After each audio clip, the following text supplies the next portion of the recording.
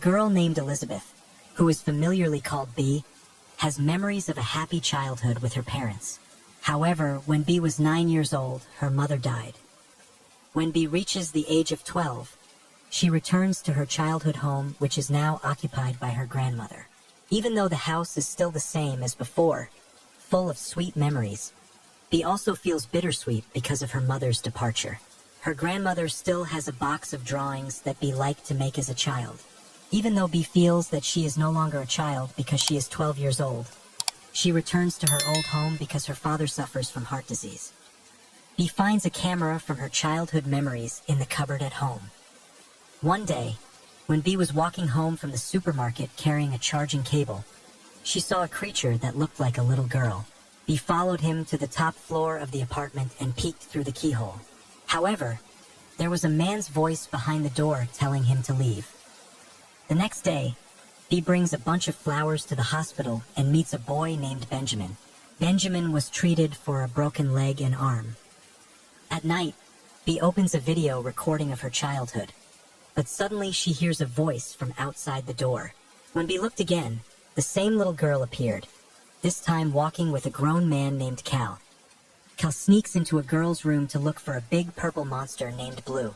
Blue made the girl cry for an hour, and Cal hid under the bed to avoid being seen. Bee is shocked when she sees a large monster coming out of the window, and suddenly a woman named Blossom appears, making Bee faint. When Bee comes to, she's at Cal's house, where old songs are playing and photos of children are displayed on the table. Blue, B.A.'s imaginary friend, comes over, followed by Blossom, who brings tea.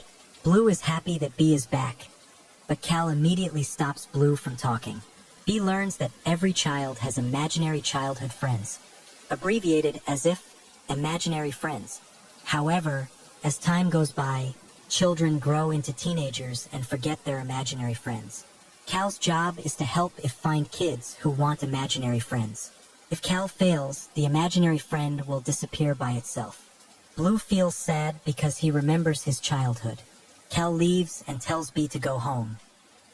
The next day, Bee gives flowers to Benjamin at the hospital, but he is not there. Bee then goes out to look for food and sees Blue following her. Bee helps Blue out of his hiding place. In short, Bee returns Blue to Cal, and Blue remarks that there are still lots of cute monsters to be found. Bee might be able to help find suitable children as imaginary friends. Blossom also agrees with the plan. Bee then opens a book containing members of her imaginary friend. Interested in this, Bee was immediately invited by Kelvin to IF headquarters. This headquarters is located behind the doors of an amusement park that has not been used for a long time. When Bee entered the house, she saw the IF monsters there one by one. All these creatures are the result of children's imagination. One that annoys Cal is Keith, an invisible creature who wears a robe and likes to lie on the floor, so Cal often falls. Cal introduces Bee to Lewis, a 93-year-old bear who created this place. Lewis revealed that Kelvin used to be a clown who liked to make people laugh, although now he rarely smiles. Lewis teaches Bee to develop her imagination and change this place to her liking. Bee starts changing the floor motif and creating a fun atmosphere, including opening a bakery with Blue. Even though Cal often annoys Bee with his pranks, they all eventually unite and dance together. On their way home from the amusement park, Cal stumbles again, and Bee brings 2 bunches of flowers, one for her father and one for Benjamin. Benjamin admits he's bored in the hospital because the television is broken, and Bee offers it to Benjamin, who happily agrees. Bee, Cal, and Lewis conducted interviews for imaginary friends, recording information from each who signed up. Bee captured the moment in a sketch in her book, even laughing when she saw a marshmallow with flames on it. After preparations are complete, Bee introduces to Benjamin, from mice to flying dogs and Blue, but Benjamin cannot see them.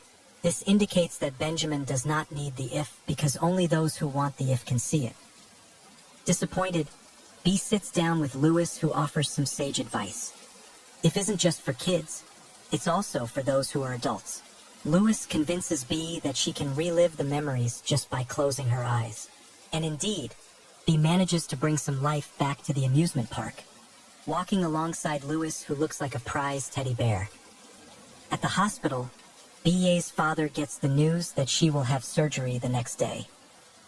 Back at home, Bee has dinner with her grandmother and asks about her dreams when she was young. Her grandmother expressed her desire to become a dancer. Bee, who saw the Blossom doll in her grandmother's photo, realized that Blossom was her grandmother's who had been trying to approach and accompany her grandmother for a long time, even though her grandmother couldn't see her. Bee gets an idea and invites Blossom to play Grandma's favorite song on an old musical instrument. The two of them hide behind chairs, hoping to touch Grandma's heart. Grandma listens to a song that evokes memories of her past as a skilled dancer. At that moment, Blossom begins to glow, indicating that Grandma has remembered and wants Blossom back. Cal, watching this, smiles from a distance.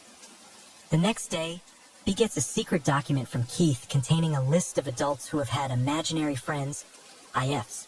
They find Jeremy, Blue's childhood friend, and follow him as he buys croissants. In the toilet, as Jeremy prepares for his presentation, Blue approaches and sneezes, but Jeremy cannot see him. Bee didn't give up. He takes the package to Jeremy's office, with Blue sitting next to him. When Bee opens the package containing the croissants, Jeremy is tempted by the delicious aroma. Blue's light begins to shine, and when a nervous Jeremy enters the meeting room, Blue touches him and gives him encouragement. Afterwards, Blue gives Bee a warm hug, and the three of them return to IF headquarters, where all their friends greet them with congratulations on their success. Bee and Cal grow closer over time, returning home together. There, B's grandmother waited with news that her father had not regained consciousness after surgery. In a panic, Bee searches for Cal, expressing her fear of losing the person she loves a second time. Cal suggests that Bee tell her father the story. In the hospital, surrounded by IF friends, Bee was by her father's side as he lay weak, holding his hand tightly. Through tears, Bee shares the story of her grief after losing her mother, pleading for her father to wake up, and like a miracle, his father opened his eyes. Bee comes out and hugs her grandmother, but realizes that she can no longer see her IF friends.